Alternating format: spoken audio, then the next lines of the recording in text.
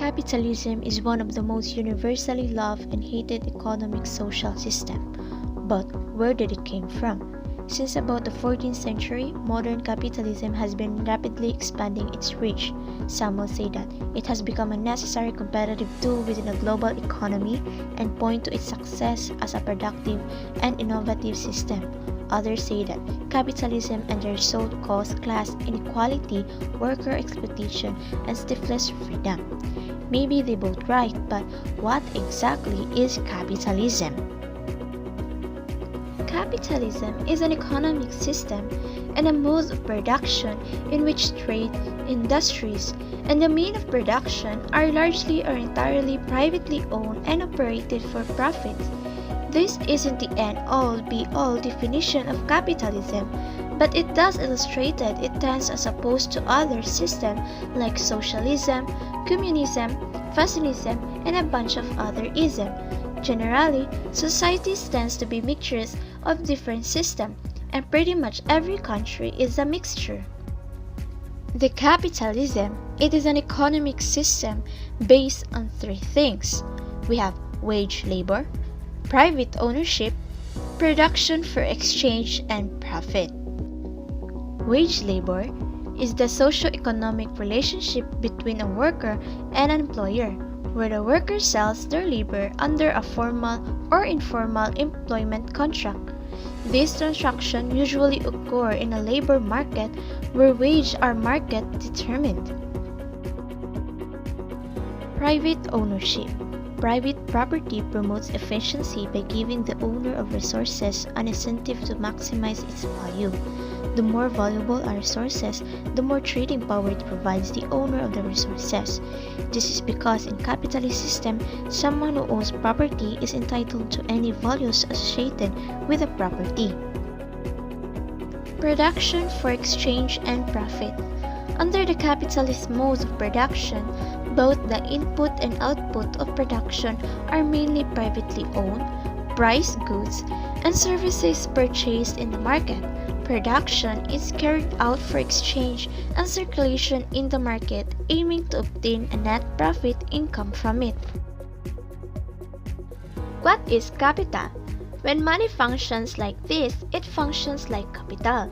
Example, when a company uses its profits to hire more staff or open new premises and make more profit. In other words, capital is distinct from land and other non-renewable resources in that it can be increased by human labor and does not include certain durable goods like homes and personal automobiles that are not used in the production of sellable goods and services. Adam Smith defined capital as that part of a man's stock which he expects to afford him revenue. In economic models, capital is an input in the production function. We have features of capitalism: private property, large-scale production, profit as key motive, competition, price mechanism. Private property, not owned by the government, individuals own property and resources. In other words, capitalistic systems allows and recognize the institution of private property. Anyone can earn, acquire, or sell property. The property can be passed on to the heirs in inheritance. Thus, private individuals comes to have lands, houses, buildings, sites, factories, and business establishment. Large-scale production. Capitalism arose as a result of industrial revolution which made large-scale production possible. More production means wider use of capital and lead to more profit. The term large-scale production refers to the production of commodity on a large scale with a large-sized firm. It requires huge investments in plant and machinery. Large-scale production can be carried out if the market size is large and expanding. Large-scale firms are characterized by mechanization, division of labor, and production and sale of goods in large quantities. They cater to a large market.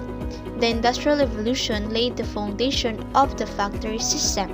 The factory system, which extensively used machinery and adapted division of labor, made large-scale production possible. Profit as key motive. Money left over can be spent in any way the manufacturer wants. Production under capitalism is profit-oriented. This is the essence of capitalism. The motive of every economic activity will be profit. Profit motive is the driving force in an individual, partnerships, and joint stock companies. Utilization of resources to production will be done for profit. Business people will take huge risks to earn large profit. Competition. In capitalism, there is extreme competition between capitalists. Demand is artificially increased and supply is decreased. There is cutthroat competition under capitalism. Competition is the other vital attribute of the capitalist system. Private businesses compete to provide consumers with goods and services that are better, faster, and cheaper. The principle of competition forces businesses to maximize efficiency and offer their products at the lowest price the market will bear, lest they get put out of businesses by more efficient and better priced competitors. Price mechanism. In capitalism, the price of a commodity is determined not by the cost of production, but by the law of demand and supply. This type of economy has a fairly working price mechanism to guide consumers. Price mechanism means the free working of the supply and demand forces without any intervention. Producers are also helped by the price mechanism in deciding what to produce, how much to produce, when to produce, and where to produce. Let's proceed to wage institution. We have money and credit, laissez-faire competition, responsible capitalism, turbo capitalism, crony capitalism, state capitalism. Money and credit.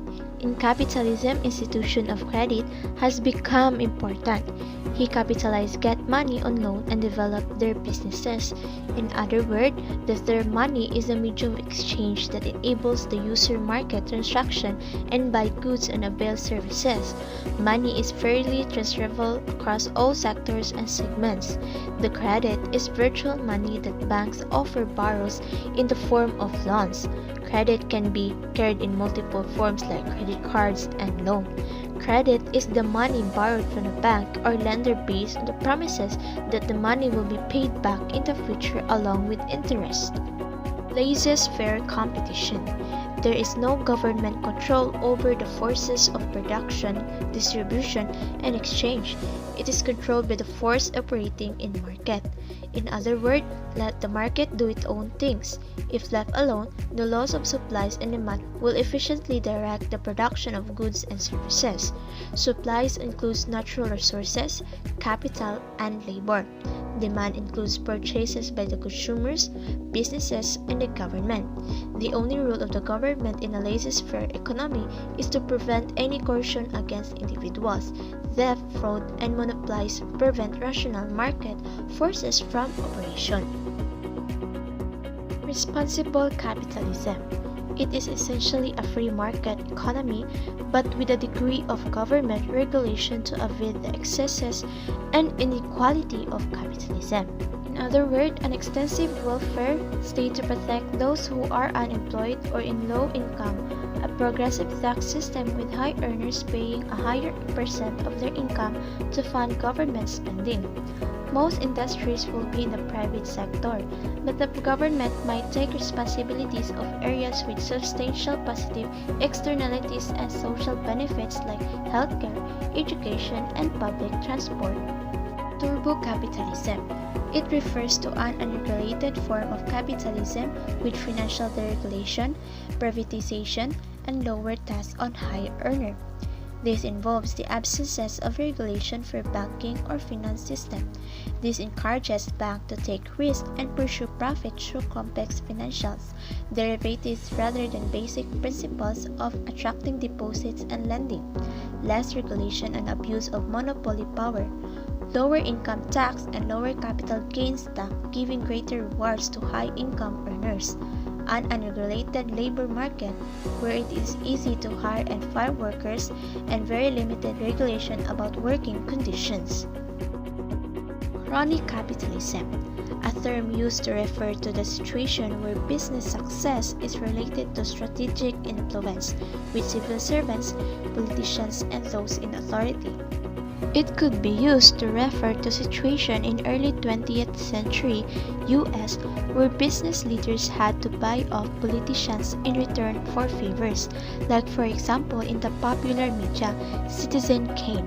Arguably, a degree of crony capitalism occurs in a country like China, South Korea, and Latin America. The power of the mafia in Italy is also an example of crony capitalism. And last is state capitalism. It occurs when state-owned industry play a key role within the market economy. Under the state of capitalism, the government also plays a key role in planning, for example, deciding to invest in transport of communication. To some extent, China has become a model of state capitalism.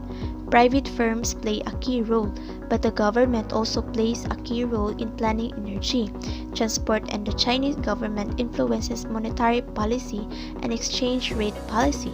The difference between state capitalism and state socialism is that under state socialism, there is no room for private enterprise and competition. In capitalism, there are pros and cons. The pros of capitalism is that capitalism gives people an incentive to work hard. People are allowed to accumulate wealth, lower tax rate compared to other political regimes. Individual performance is valued. Capitalism encourages competition. Efficiency of market is maximized. Good environment for international investors. In the cons of capitalism, the capitalism may increase income and wealth gap. Capitalism leads to an excessive focus on consumption, may lead to more homelessness, may lead to insufficient welfare. Capitalism does not care about the minimum wage. Workers may get exploited, especially bad for low-skilled workers. We have the future of capitalism. The capitalism has only existed as dominant economic system on the planet for a little over 200 years. It is entirely reliant on us, the working class and labor which it must exploit, and so it will survive as long as we let. Now let's talk about the captains of capitalism. We have Andrew Carnegie, J.P. Morgan, John D. Rockefeller. Who is Andrew Carnegie? Scottish-born Andrew Carnegie, 1835-1999, was an American industrialist who amassed a fortune in the steel industry, then became a major philanthropist.